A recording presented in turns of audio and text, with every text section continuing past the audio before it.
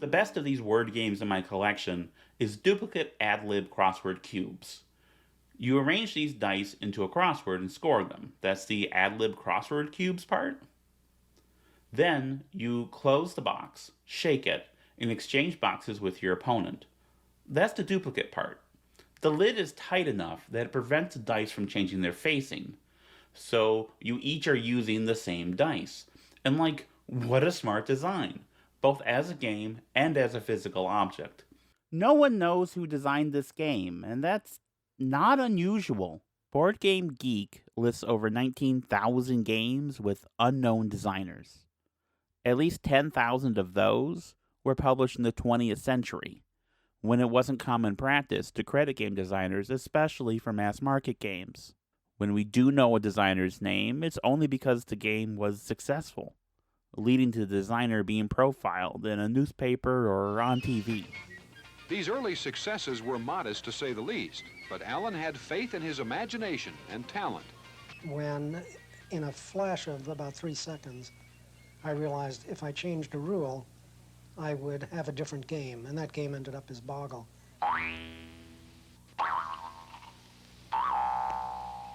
Today, the mere mention of Boggle is enough to turn most toy executives a jealous shade of green. He frequently appears at Boggle contests and demonstrations. But this public appearance was a special pleasure, for it was here in the famous FAO Schwartz toy store that Alan and his wife Carolyn were married.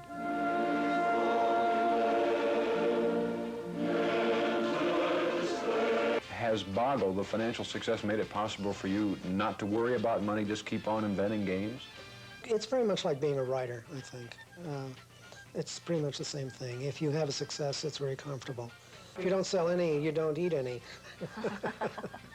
Right. You're really tied to the success of the item, and you share in the success or the disaster. In his entire career, Alan has sold only about 20 of the more than 250 toys he's invented. But get this, in only 5 years, Boggle has replaced the longtime champion Scrabble as the world's best-selling word game. In the toy world, that kind of success is, well, boggling. To try to cash in on the success of Boggle, publishers marketed other dice-based word games. Duplicate ad-lib crossword cubes comes out 4 years after Boggle. Boggle was a hit, so we know that story. This game wasn't, and so we don't. And I think it's important not to confuse that financial success with quality. I Want to Bite Your Finger made bank, and as a result, we know was designed by Charles Phillips and Charles Light.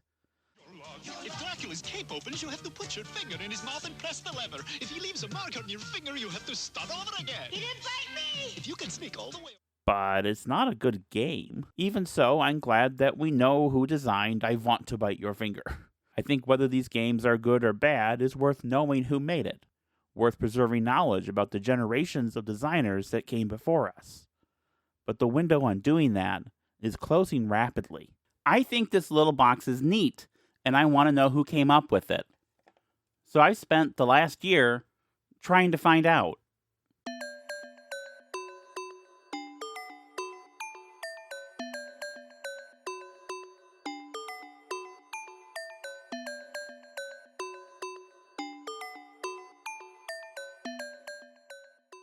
Let's start with what we know.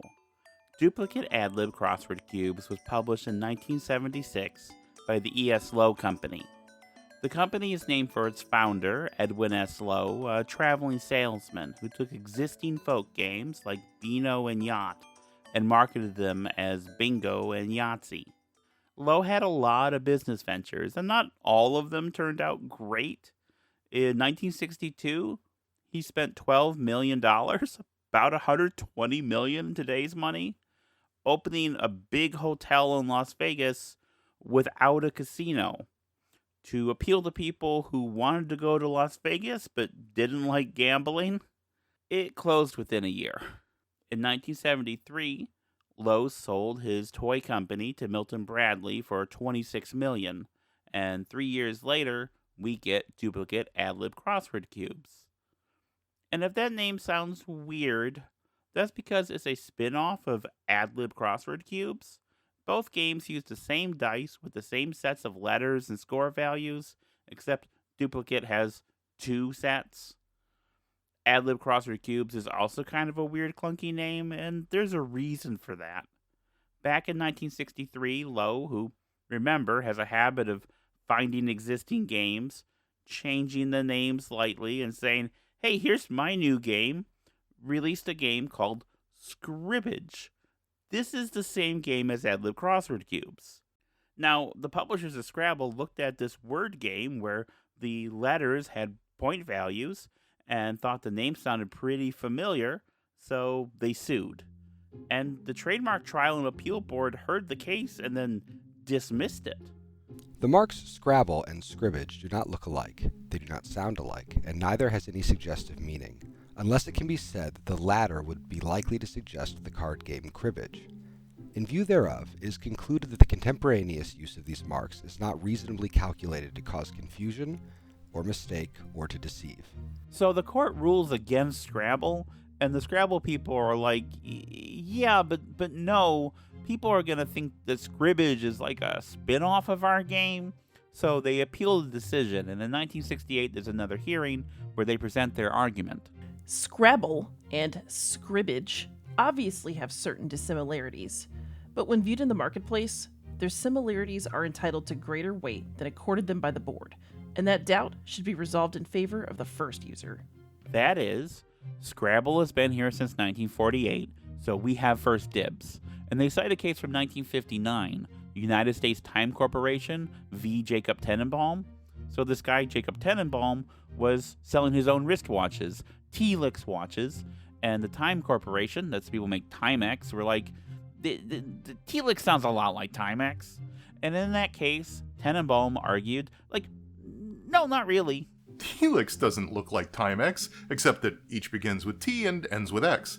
Telix doesn't sound like Timex, and while Timex has a strong suggestiveness when applied to watches, Telix has none, nor does Telix suggest Timex.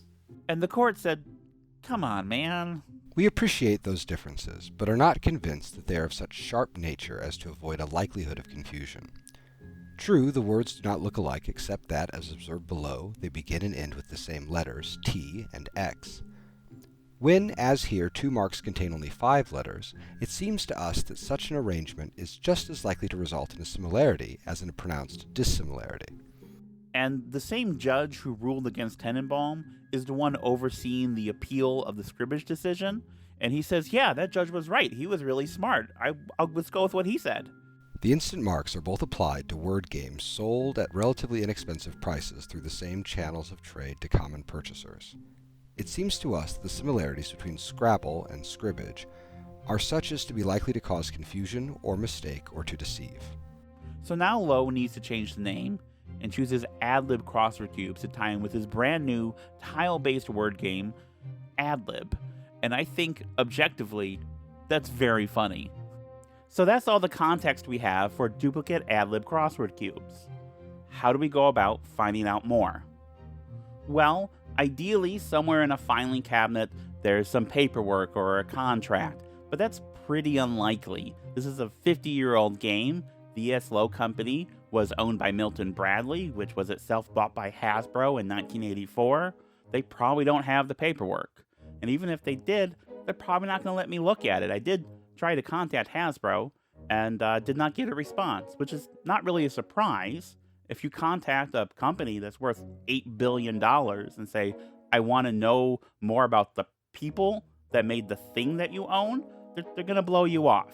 The next step is to check copyrights, patents, trademarks, all of which are searchable online. Let's imagine, for example, that we don't know who designed Monopoly.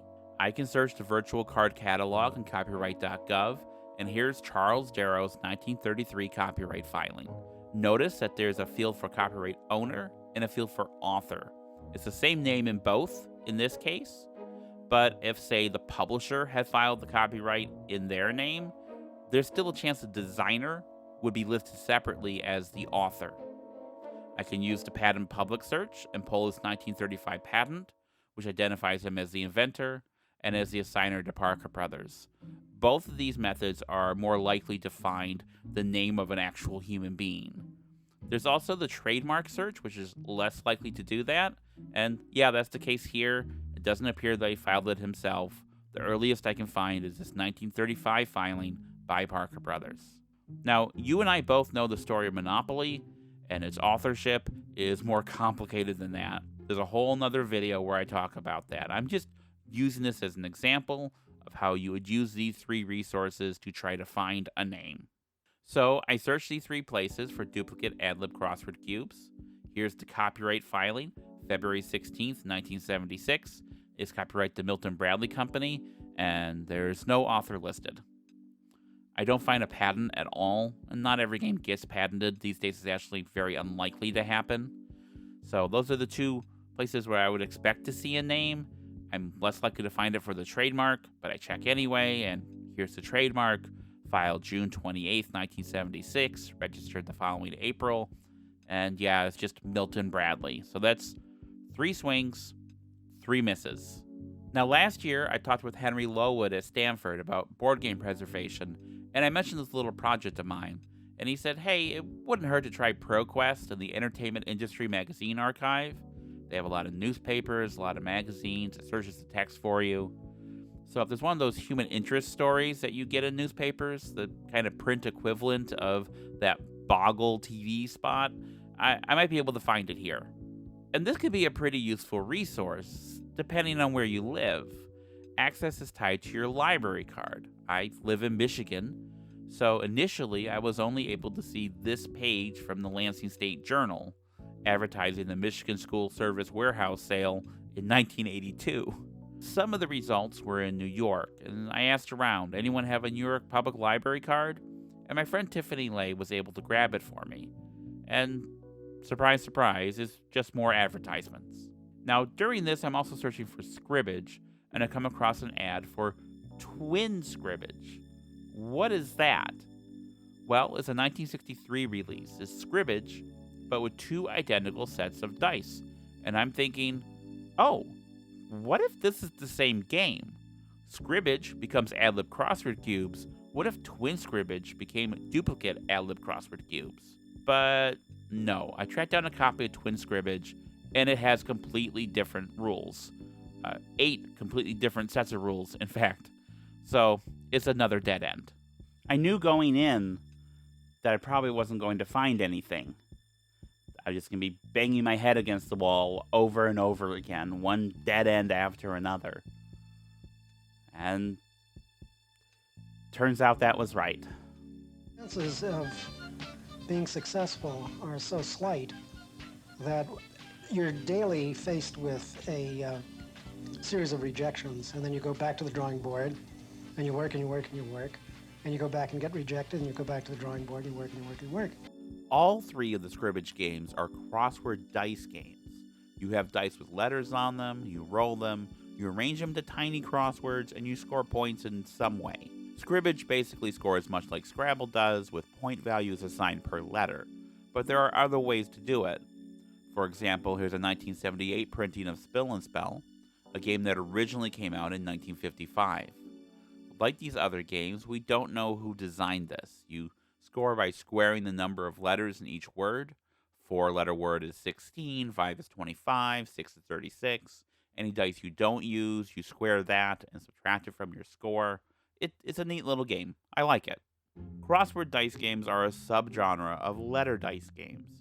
The first of these is Cube Anagrams, an 1899 dice version of Anagrams. Now, Anagrams was an extremely popular parlor game in the 19th century, where you flip over tiles one at a time and add them to other tiles to make words. The exact rules and mix of letters varied pretty wildly. For example, in this version, if you faint after spelling a word, you win an Academy Award for Best Actress. In 1931, Alfred Mosher Butts, an unemployed architect, identified a problem with anagrams. Sometimes it was hard even to make any words because no one had thought to do an analysis of letter frequency. Every time I play anagrams, I can only make 3-letter words. He got some newspapers, cracked open a dictionary, and started counting letters, and the result, eventually, became Scrabble. And it was the success of Scrabble that led to Scribbage and Spill and Spell. But what did letter dice games look like before Scrabble? What is cube anagrams like? I wanted to know. And I noticed that the Strong National Museum of Play in Rochester, New York had a copy of cube anagrams. I know some people in the area, so I wouldn't have to get a hotel. I started planning a research trip. I went through their digital catalog and made a list of all the games I wanted to investigate. And then I looked up their terms for using images of their artifacts. To use their copy of cube anagrams in this video, it would cost me hundreds, if not thousands of dollars. I don't have that kind of money. That's Riddler money. It'd be cheaper for me to track down a copy of this 126-year-old game myself. So I did. Is it right? It's right side up. Great. This is Small Cube Anagrams, the pocket version. The game has 5 wooden dice and a cup to roll them. Here are the instructions for, and I quote, the most popular of all letter games. This simple and fascinating game has achieved, in the few months of its existence, a most remarkable success. It is conceded by players of various letter games to be the most interesting and fascinating amusement of its class. They just put that in the rulebook. Okay, sure. Let's look at the dice. This one has the letters A, B, C, D, E, F. Huh. The next die is G, H, I, J, K, A. I think I see a pattern.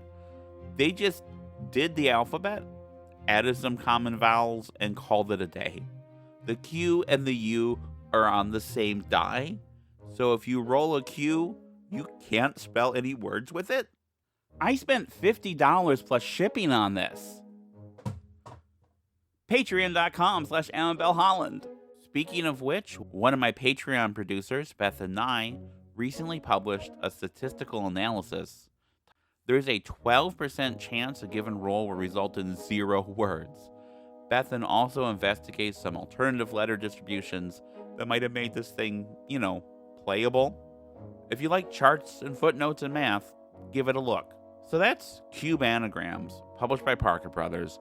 I would say it's probably the worst letter dice game I've seen, but while I was searching Parker Brothers patents, I came across number 1,411,574.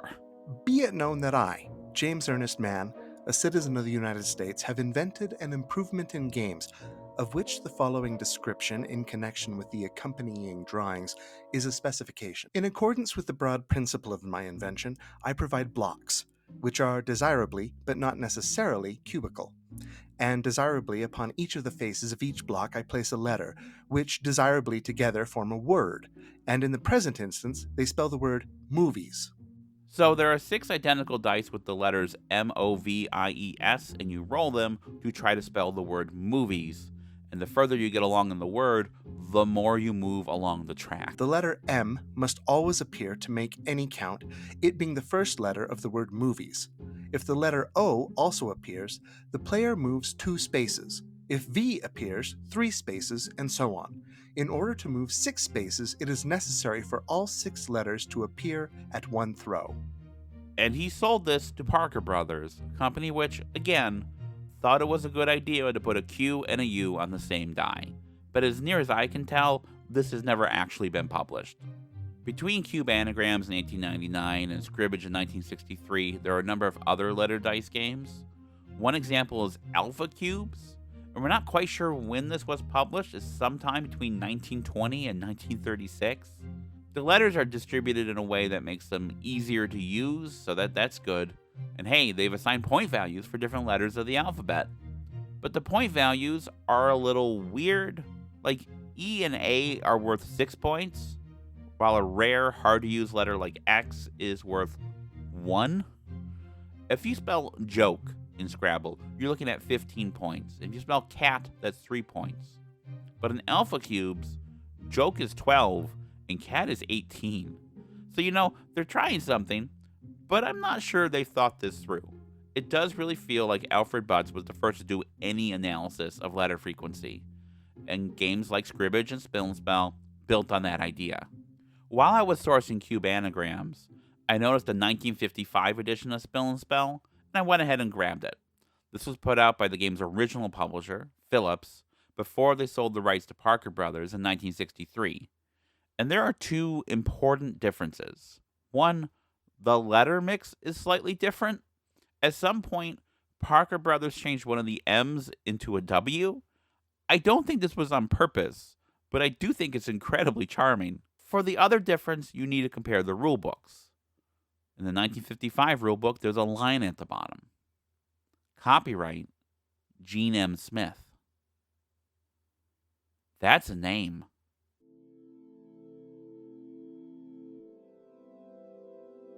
But in another way, it's also not a name. Smith is the most common surname in the English language. The name Gene is pretty common itself and also gender neutral. I don't know if this is a guy, a gal, or a non-binary pal. Gene M. Smith, there are probably hundreds of Gene M. Smiths. It is impossible to Google. It is almost the same as not having information. But it is enough to take Spill and Spell off the list. The thing is, I want more than just a name. Let's go back to Alan Turoff. What do we know about him? We know his name, his gender. We know about how old he was when Boggle was published. We have some idea of his economic circumstances. You have a success that's very comfortable. If you don't sell any, you don't eat any. We know where he lived. We know a couple things about his spouse. The Turoffs share a workspace in their Palisades, New York home. Carolyn's enjoyed quite a lot of success as a designer of children's toys and toiletries. But she and Alan have yet to top the success of Boggle. We even know where they got married. It's not a lot, but it's enough to put the man and his game into context and to distinguish him from any other people named Alan Turoff. Can we get even that small amount of information about the designer of Spill and Spell? I checked the copyright card catalog for Spill and Spell, and there's Gene M. Smith. I can't find a patent, but I do find a trademark registration. Gene M. Smith, Watchtower Road, Darien, Connecticut. There are hundreds of Gene M. Smiths, but how many of them lived in Darien, Connecticut on Watchtower Road in 1955? Probably just one. Darien is a small town, the smallest on the Gold Coast. There are about 21,000 people living in 13 square miles. Like a lot of towns and cities in America, it has a local history museum, and so the first thing I did was ask if they know anything about Gene M. Smith on Watchtower Road. They didn't know anything offhand. They got their historian on it, and that historian came up empty-handed. One of the museum staff did mention that they grew up in that neighborhood in the 70s, and they didn't remember anyone by that name. Now, Watchtower Road is a tiny little cul-de-sac. There are 4 houses on that road, and only 3 of them existed before 1955. But the assessor's website doesn't go back that far. So I emailed the assessor and asked them, "Can you pull the old records for me?" And they said, "No, but you can come into the office yourself." I'm sorry, I'm in Michigan. That's 700 miles away.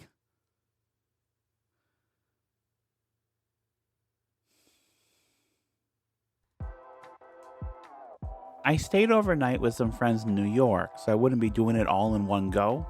Still, it's gonna take me a while, so while I'm on the road, let's talk about Phillips Publishers Incorporated. Phillips Publishers is also one of those things that's hard to Google effectively, but the trademark registration gave me an address, 50 Hunt Street, Newton, Massachusetts. And that did get me some results. Here's the April 1951 edition of the Cornell Alumni News. Walter Phillips has the Phillips Card Company, 50 Hunt Street, Newton, Massachusetts. Gets to Ithaca nearly every year, having a summer home at Fairhaven, 70 miles from the hill. Recreation is sailing. So it began as the Phillips Card Company, which manufactured greeting cards. Searching Phillips Card Company turned up more results.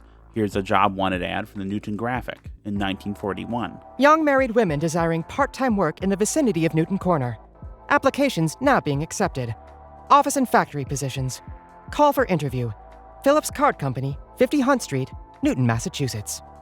And here's some photos from 1949, made available by the Watertown Free Public Library. The company occupied the third floor of the building. The caption gave me the name of Walter's wife, Marion. Having both of those names helped me to find the obituary for their son, Doc Phillips, who was born in 1925, died in 2019. He would have been 30 by the time the company published Spill and Spell, having changed their name to Phillips Publishers. They manufactured a handful of games and toys, and by this time it also moved into offering stationery, hence this April 1957 listing in the pages of Modern Stationer and Office Equipment Dealer. In 1963, Phillips sold the rights to their games and toys to Parker Brothers. At this point, Doc Phillips is in his late 30s, which would probably put his parents closer to retirement age, so my guess is they just closed down their business. And I'm basing this on a line from Doc's 2019 obituary.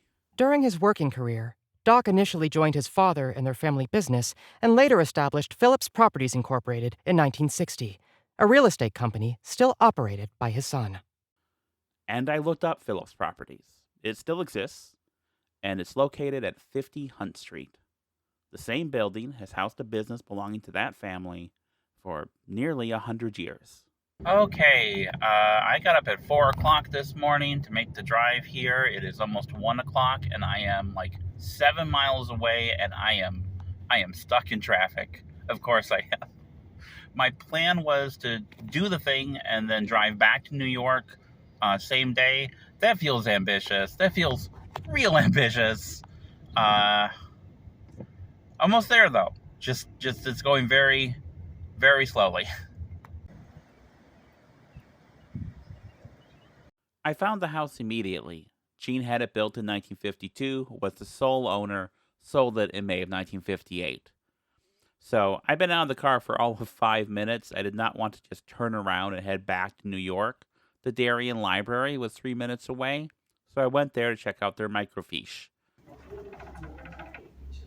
This is me hoping that sometime in 1955, when the game came out, there was a story about it in the local paper. The Darien Review was a weekly paper. Most editions are only 6 or 8 pages. Skimming through a newspaper from 70 years ago is kind of surreal. There is excitement surrounding the new polio vaccine created by Jonas Salk. A 14-year-old has been going around town passing bad checks. A burglar ends up stuck on a roof. 2 school teachers are accused of being communists and deny the accusations. There are 2 murders this year, one committed by the local cobbler. His lawyer argues he's not fit to stand trial, and eventually he pleads guilty to manslaughter. Toward the end of the year, there is a flood. A married couple drowns. And I don't find what I'm looking for. It's pretty demoralizing. But while I'm looking, one of the librarians is running around checking the historical collections. I did not ask her to do this. She just got excited and wanted to help. And she brings over the directory, essentially the phone book from 1955, and looks up Smith and looks under J for Gene, and there's no entry there. But then we go into the index in the back, and we use the address that I have, and we do find an entry for Edward S. Smith Jr., parentheses, Gene M. In case it's not obvious, this is how the directory lists a husband and his wife, with the woman's name second in brackets because patriarchy. So Jean is a woman's name. She owned her own house without her husband's name on it in the 1950s. That's pretty cool. Now, I know she sold that house in 1958. The librarian and I checked the 1959 volume, and it informs us the couple moved to Florida. I was so excited, I did not take all the photos that I needed and did not realize that until I had returned to Michigan. So I want to pause to shout out my friend Penny, who went to the Darien Library for me to double check the directories and snap some photos. One thing I definitely noted down, though, was Edward's occupation. He's listed as president or vice president of several companies, among them Nearrad Industries. That's just Darien backwards. Looking up Nearrad, I found a number of patents, most of them invented by Millard F. Smith, obviously related in some way to Edward and Jean. Millard becomes president of Nearrad after Edward leaves, And Millard Smith is a bit easier to find information on. I even found a photo. He did a lot of work with oil booms in the 60s and 70s. These are floating barriers meant to contain oil spills. He founded Slick Bar, which remains one of the largest suppliers of oil spill equipment. Searching these two men's names together, Edward S. Smith Jr. and Millard F. Smith, I found this in the March 13th, 1946 edition of the Nassau Daily Review-Star. Edward Sheffield Smith Sr., 65, clothing manufacturer, died yesterday at the home of his son, Edward S. Smith Jr., at 515 Shore Road, Great Neck, following a 7-week illness. Mr. Smith was president of the Smith Gray Corporation of 740 Broadway, New York City. Besides his son Edward, Mr. Smith is survived by another son, Millard F. Smith of Westport, Connecticut, and 2 sisters. So now I know that Edward and Millard are brothers, and I have a rough idea of their age, give or take a couple decades. I also know which Smiths they are. In 1833, an Edward Smith and his brother-in-law Alan Gray, both tailors, founded Smith & Gray, a manufacturer of ready-to-wear clothing for men and boys. They went out of business during the Civil War, but started up again as Smith, Gray & Company just after, and rapidly grew to become the largest manufacturer of children's clothing in the United States. In 1870, they commissioned the Smith Gray Building at 103 Broadway, a 5-story structure with a cast-iron facade. By the time Smith died in 1892, he left an estate of over $2 million, about $70 million today, so this family was pretty loaded. His son, Millard Fillmore Smith, took over the company and ran it until his death. At this point, the company goes bankrupt, and some point after that, Millard's son, Edward, starts up a new Smith Gray Corporation, which specializes in uniforms. A flood of orders for new uniforms of all kinds, especially police, have poured into the offices of the Smith Gray Corporation since the bank holiday restrictions were lifted. We had an increase of over 300% in orders for new police uniforms in the last 3 days of last week, Edward S. Smith, president, declared. Orders for other descriptions of uniforms, for chauffeurs, trainmen, elevator operations, and so forth, have increased from 50 to 75%. The company did brisk business during World War II. So something we know about our boy Edward is he comes from money. The other thing we know is his middle name, Sheffield, and that he's from New York. And plugging in his full name plus New York plus GNM got me this, which I can't read because it's paywalled. So I went online and said, can anyone grab this for me? And someone named Powell Pitarch did. The marriage of Miss Jean Rigby Martin, daughter of Mr. and Mrs. Frederick John Martin of New York City, to Edward Sheffield Smith, Jr. of Brooklyn and Lake George, took place this afternoon at the home of the bride's uncle and aunt, Mr. and Mrs. S.S. Fontaine. The bride was given to marriage by her father. She wore her mother's wedding gown of ivory satin, trimmed with antique lace. Her tulle veil was arranged with a cap of lace similar to that on her wedding gown. The bridal bouquet was of orchids and lilies of the valley. Miss Doris Martin was her sister's maid of honor and only attendant. She wore a frock of turquoise blue chiffon with hat to match and carried a bouquet of talisman roses. Millard Fillmore Smith, a brother of the bridegroom, served as best man. A small reception followed the ceremony at the home of Mr. and Mrs. Fontaine. All these names and details corroborate each other, so I can say for certain that this is the Jean M. Smith who designed Spill and Spell in 1955. Since she was married for 25 years at that point, she was probably in her mid-40s when she did it. She married into a rich family, was probably well-to-do herself. That uncle of hers, S.S. Fontaine, was a newspaper editor and stockbroker of some note. And that's all the information I have about Jean M. Smith. It's not a lot. It's more than I started with. It's more than I thought I was going to get.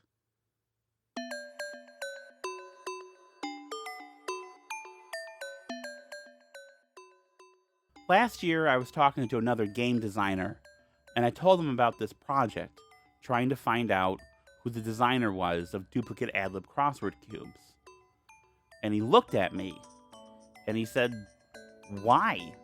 Why are you doing that? This isn't a game anyone's heard of. It's not a game that's important or influential. It hasn't lasted. Even if you find something, who cares? And you know, I did find something.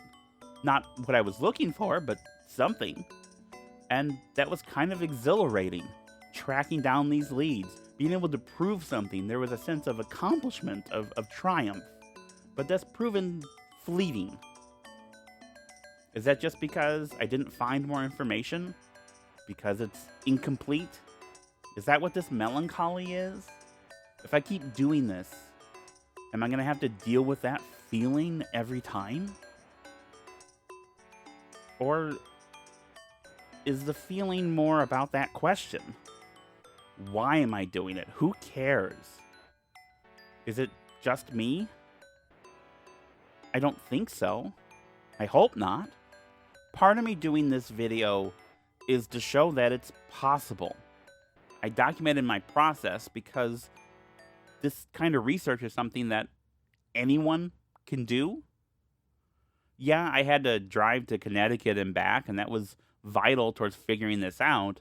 But 90% of the work was just searching online, going through copyright and trademark stuff, going through old newspapers. And yeah, some of that was locked by geography. I had to have people smuggle the information to me. But, you know, mostly people are helpful and will want to help if you ask them. So this is a thing that anyone can do.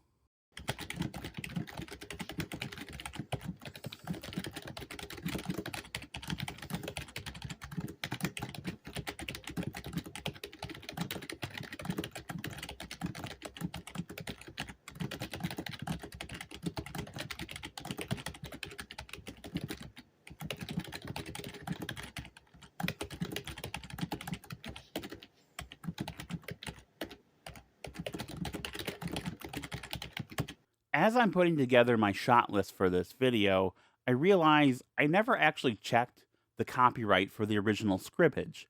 So I do. And there's a name, there's an author, Charles Light. Why does that name sound familiar? I want to bite your finger. It's a Dracula game. That was foreshadowing the whole time. Years before his game probably gave a bunch of kids hepatitis, Light designed scribbage for the E.S. Lowe Company. In fact, the Copyright Office lists him as the author of several E.S. Lowe games in the 1960s. I don't know if he was employed by Lowe or was a freelancer. I do know that he also worked for the Ideal Toy Company and represented them at the 1977 Gametronics video game conference. And because of that, I have a photo. He's the guy on the right talking to Cam Lee, who gave a talk at the conference about how the introduction of microprocessors might change video games forever. So far, I haven't been able to find out much more about him. No newspaper articles or TV segments.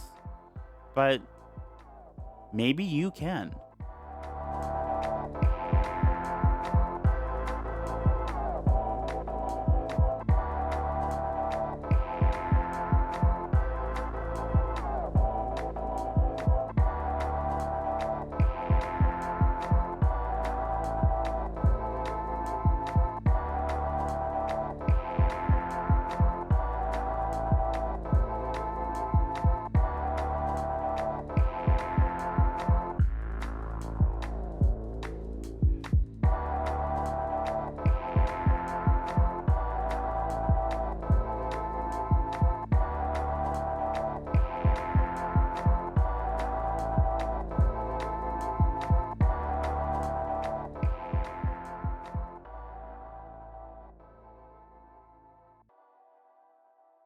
I want to bite your finger. It's a Dracula game. Just set the clock. Just try your luck. If Dracula's cape opens, you have to put your finger in his mouth and press the lever. If he leaves a mark on your finger, you have to start over again. He didn't bite me! If you can sneak all the way around Dracula's house, you'll win the game. You're not supposed to bite people. It's a Dracula game. I want to bite your finger from Hasbro.